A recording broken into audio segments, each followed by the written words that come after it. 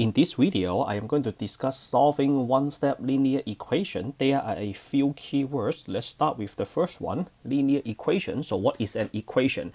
And in an equation, we have a equal, so left-hand side equals to a right-hand side. So we have an expression on the left and then an equal in the middle and then another expression on the right-hand side. So we have LHS, that stands for left-hand side, equals to the right hand side. So let's use a very simple linear equation. X plus 3 equals to 5. So x is a variable. So x is a variable. What is variable? Variable means an unknown quantity. Plus 3 equals to 5. So our job is, I am looking for what x is. So I don't know what value. Plus 3 equals to 5.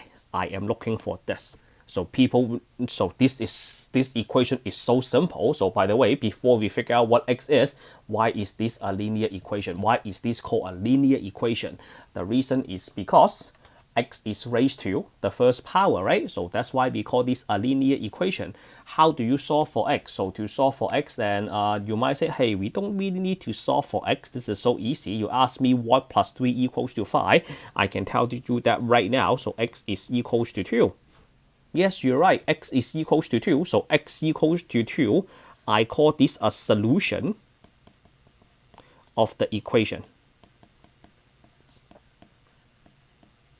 Solution is a word that you have to learn in this lesson. So what is a solution? Solution means an answer. It's a numerical value that satisfies the equation. So that means if you plug in, so we are going to use this word plug in, x equals to 2 into the equation. So instead of x plus 3 equals to 5, what is plug in mean? Plug in means, another word for plug in is called substitute. What is substitute? Substitute means you pick up your eraser and then you erase this x and then you replace that with the value that you want. So 2 plus 3, 5 equals to 5. We have left hand side equals to right hand side. So that means x equals to 2 is a solution of this equation. So let's check test another one. How about x equals to 7? Is x equals to 7 a solution? Let's find out. So we have x plus 3 equals to 5. You want to plug in, so you pick up your eraser, you erase the x, and then you plug in a 7. 7 plus 3 equals to 5. 7 plus 3 is equals to 10. Is 10 equals to 5? The answer is no, so they are not equal. So x equals to 7 is not a solution of this equation. That is how we do it. So what if the equation is more complicated? So let's try another one. So let's say I give you like x minus 20 is equals to 9. How about this one? So most people might say, all right, that is so easy. You're asking me what minus 20 is equals to 9, right? So this what is equals to 29. That is so easy. I can handle it. So it looks like the equation, when the equation is too simple, you can look at the equation and then be able to tell what the solution is immediately, right? So what if I have a longer equation, some bigger number and fractions? How do you find out what x is? So one way that we can do is we can use some addition, subtraction, multiplication, and division property to solve for x. But before we go on to that, we are trying to solve for x, right? What is solve for x mean? Solve for x. What does that mean? Solve for x means you want to put x on one side, either left hand side or right hand side. So solve for x means you want to have x on one side.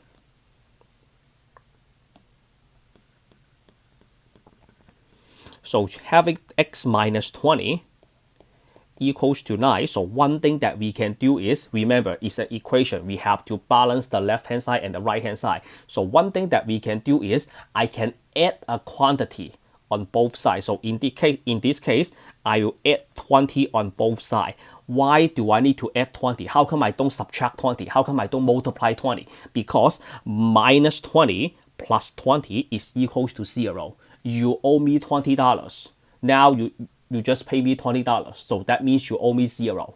again, negative 20, that means you owe me $20, okay? Now you pay me $20, so you owe me nothing. So that's why we have to add 20. You pay me, right? That means you add $20 to your debt, so now your debt is clear.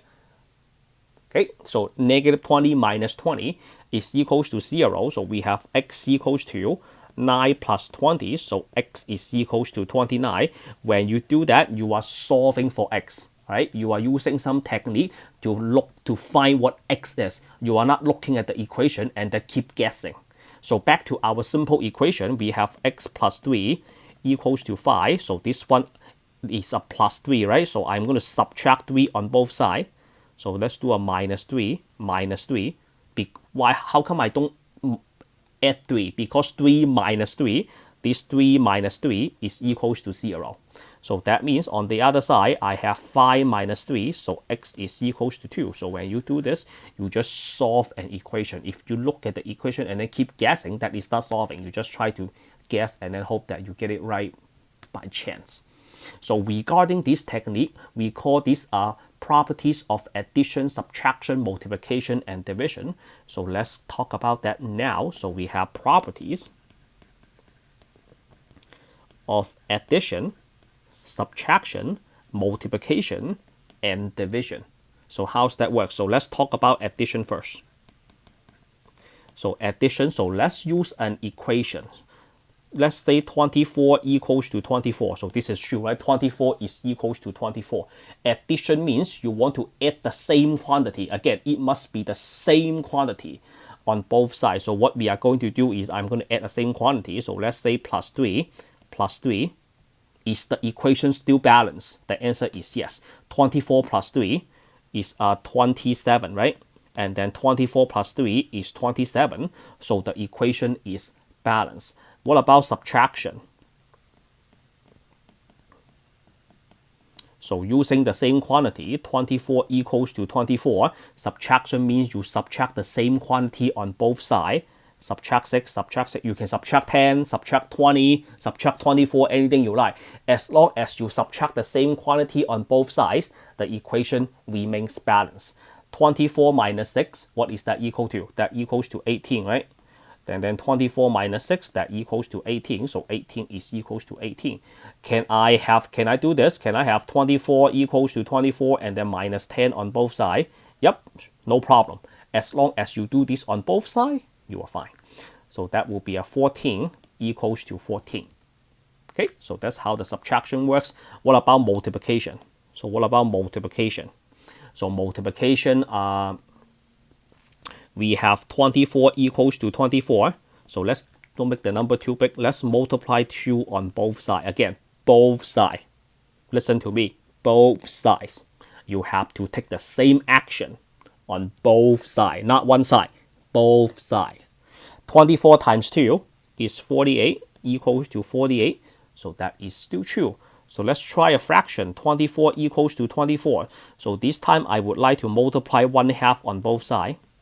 So that means I have a 24 times a half, a 24 times a half, right? So half of 24 is 12 equals to 12. No problem at all, as long as you take the same action on both sides, all right?